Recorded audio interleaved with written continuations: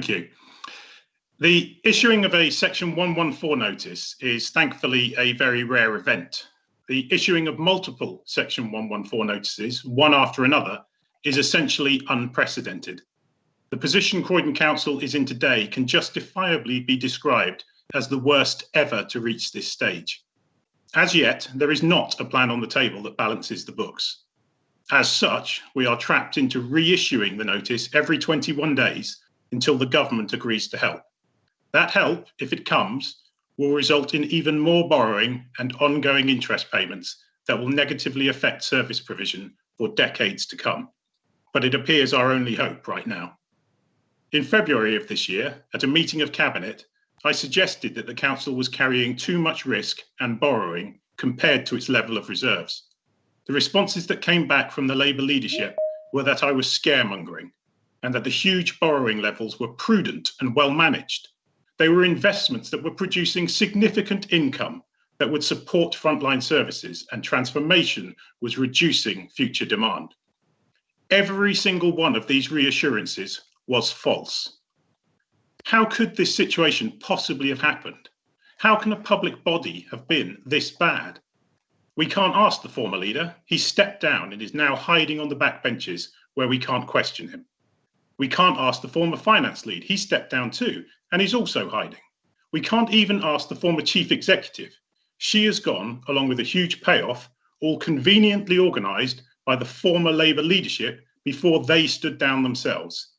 Now, if this all sounds like people covering their tracks, then you could be forgiven for thinking so. I welcome the fact that this notice was issued. It was an important step in the very difficult process of Croydon getting through its current predicament. It has drawn closer scrutiny of the Council and is helping to cast a light into some very dark corners. We must be told how this happened. We must be told who caused it as well. I've heard Councillor Ali and others issuing their apologies a number of times now. She is sorry the Council finds itself in this position. That is not an apology. I've got 2 children, and it's the nature of children. Sometimes they fight, and afterwards their apologies would have to be issued.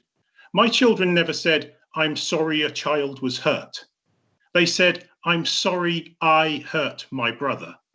Even when they were very young, they understood that accepting personal responsibility is key to an apology, and a real apology is essential before you can move on. And on the question of our responsibility in this, it's interesting, isn't it, that in Croydon, where it is Labour that have messed up and destroyed our finances, that in some way they seem to think that the opposition is equally culpable for this. And yet when they talk about national government and blame national government for things, never a word is heard about Labour MPs apologising. There's a word for people who treat 2 different things different ways, but I won't repeat it in this forum. Most of the recommendations we see before us today in relation to the Section 114 notice are actually ones I can support. And it's refreshing to see bad news more candidly spelled out than it was previously. But one of the learnings that I have had to accept from this process is never to trust a Labour administration's financial plans. I've made that mistake before, and I will not make that mistake again.